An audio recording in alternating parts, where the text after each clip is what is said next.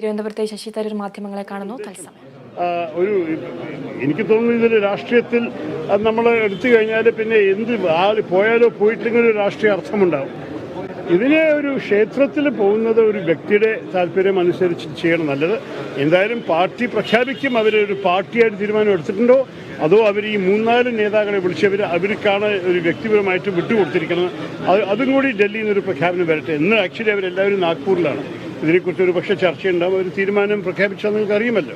ഈ രാമക്ഷേത്രത്തിന്റെ നിർമ്മാണത്തിൽ തുടക്കത്തിൽ തന്നെ ഒരു നിലപാടെടുത്തത് കോൺഗ്രസ് ആണ്. അവിടെ ക്ഷേത്രം വേണമെന്നുള്ളൊരു നിലപാട് വിശാലമായ ഒരു ചിന്ത എടുത്തത് അത് കോൺഗ്രസ് ആണ്. അല്ല, കോടതി തീരുമാനം വന്ന ശേഷം പിന്നെ തർക്കമുണ്ടാവാൻ സ്ഥലമില്ല. സുപ്രീം കോടതി പറഞ്ഞു ഇവിടെ പിന്നെ ഒരു ക്ഷേത്രം കെട്ടാണ്.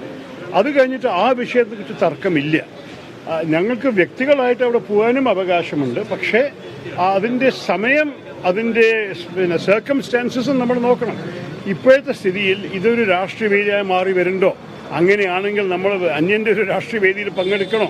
അതോ നമ്മൾക്ക് നമ്മളുടെ സൗകര്യം പ്രകാരം നമ്മൾ ക്ഷേത്രത്തിൽ പോയി ഹിന്ദുക്കൾ പ്രാർത്ഥിച്ചൂടെ? അതൊക്കെയാണ് ചോദ്യങ്ങൾ. ഞാൻ വ്യക്തിപരമായിട്ട് എനിക്ക് എന്തായാലും ക്ഷണമില്ല. അപ്പം ഞാൻ അതിനെക്കുറിച്ച് എനിക്ക് ചിന്തിക്കാൻ ആവശ്യമില്ല. നിങ്ങൾ പാർട്ടിയുടെ ഒരു തീരുമാനവും ആ ക്ഷണിച്ച പിന്നെ വ്യക്തികളുടെ തീരുമാനം നിങ്ങൾ കേട്ട് കാത്തിരിക്കുന്നത് 1-2 ദിവസം നടത്തി വരുമായിരിക്കും. വേറൊരു ചോദ്യം കൂടി. ഈ പ്രതിപക്ഷ സമരങ്ങൾ റിപ്പോർട്ട് ചെയ്യുന്ന മാധ്യമപ്രവർത്തകർക്കെതിരെ തുടർച്ചയായി പോലീസ് കേസെടുക്കുകയാണ്. ജാമ്യമില്ലാ വകുപ്പുകൾ ചുമത്തിയാണ് കേസെടുക്കുന്നത്. ഇപ്പം വനിതാ മാധ്യമപ്രവർത്തകരെയാണ് കൂടുതലായി കേസെടുക്കുന്നത്. ഇതൊരു വേട്ടയാടലായി തോന്നുന്നുണ്ടോ പോലീസിന്റെ? അതെ, ഇതൊരു അന്യായമാണ്. ഞാൻ പണ്ട് ഇന്നലെയോ മിനിങ്ങാന്നോ മാധ്യമക്കാർ ഇതുപോലെ എന്നോട് പത്തനംതിട്ടയിലോ പിന്നെ വേറെ എവിടെ ചോദിച്ചപ്പോൾ ഞാൻ പറഞ്ഞ ഒറ്റ കാര്യമാണ്, ഈ കേസുകളെ പിൻവലിക്കണം. അവർക്ക് ഒരു അവകാശവും ഇല്ല ഇത് ചെയ്യാൻ.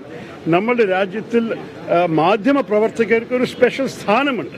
നമ്മളുടെ ആർട്ടിക്കിൾ 25 പ്രകാരം freedom of expression, freedom of press ഒരു അത്യാവശ്യമായ ഒരു ഫണ്ടമെന്റൽ റൈറ്റ് ആണ് നമ്മുടെ രാജ്യം. അത് മനുഷ്യാവകാശത്തിന് ബന്ധപ്പെട്ടൊരു കാര്യമാണ്. അവരൊരു കാര്യം കാണുമ്പോൾ അതിനെക്കുറിച്ച് റിപ്പോർട്ട് ചെയ്യണം, എഴുതണം, ടെലിവിഷനിൽ കാട്ടണം. അത് അവരൊരു കടമയാണ്. അതിനെ നമ്മൾ പിന്നെ ബാധിച്ചാൽ നമ്മുടെ ജനാധിപത്യം ശരിക്കും ജനാധിപത്യമായി ഇരിക്കില്ല. അതാണ് സത്യം. അപ്പോൾ ഈ കാര്യത്തിൽ മാധ്യമപ്രവർത്തകരെതിരെ കേസ് ഫയൽ ചെയ്യരുത്. കേസ് ഫയൽ ചെയ്താൽ അതിനെ പിൻവലിക്കണമെന്നാണ് എൻ്റെ അഭ്യർത്ഥന. ഞാനത് പബ്ലിക്കലി പറഞ്ഞു കഴിഞ്ഞു. വീണ്ടും നിങ്ങളോട് പറയുന്നു, ഇത് ശരിയല്ല. സർക്കാരിന് ഇത് ചെയ്യാൻ ആവശ്യമില്ല. അത് മാത്രമല്ല, എന്താ ചെയ്തിരിക്കണം, എന്താ അവർ അക്യൂസേഷൻ, അതിനൊരു ജാമ്യം കൊടുക്കാത്തൊരു ഒരു ചാർജാണോ അപ്ലൈ ചെയ്യേണ്ടത്? ഇവർ പറയുന്നു ഇവർ ഒരു സ്ഥലത്തുണ്ടായിരുന്നു, സംഭവിക്കുന്ന കാര്യങ്ങളെക്കുറിച്ച് റിപ്പോർട്ട് ചെയ്തു. അത് അവർക്ക് ചെയ്യാനുള്ള അവർ കടമയാണ്, അവർ ഡ്യൂട്ടിയാണ്.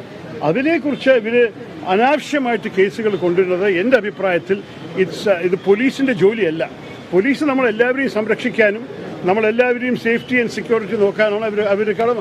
അവർക്ക് ഒരു രാഷ്ട്രീയ പാർട്ടിയുടെ ഏജൻസായി മാറി നിൽക്കാൻ ഒരു ആവശ്യവുമില്ല. ഈ കേസ് ഞാൻ അറിയപ്പെടുന്ന ഒരു കേസ്, പക്ഷേ ഇനി കേസുകൾ ഉണ്ടെങ്കിൽ അതിന് പിൻവലിക്കണം എന്നൊരു സംശയം.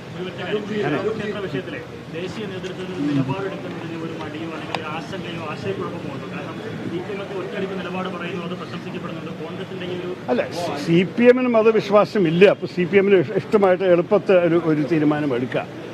കോൺഗ്രസിൻ്റെ അകത്ത് പിന്നെ CPM-ന്റെ ഐഡിയോളജി അല്ല, BJP-യുടെ ഐഡിയോളജിയും അല്ല. നമ്മൾ ഹിന്ദുത്വയെ ഒരു രാഷ്ട്രീയ ഡോക്ട്രിനായിട്ട് കാണുന്നു. അത് ഹിന്ദു മതത്തിനെ ബന്ധപ്പെട്ട ഒരു വിശ്വാസമല്ല ഹിന്ദുത്വം. അതുകൊണ്ട് ഞങ്ങൾ CPM-ഉം അല്ല, ഞങ്ങൾ BJP-യും അല്ല. ഞങ്ങൾക്ക് ഞങ്ങളുടെ സ്വന്തം തീരുമാനം എടുക്കാൻ നിങ്ങൾ സമയം തരും. Thank you.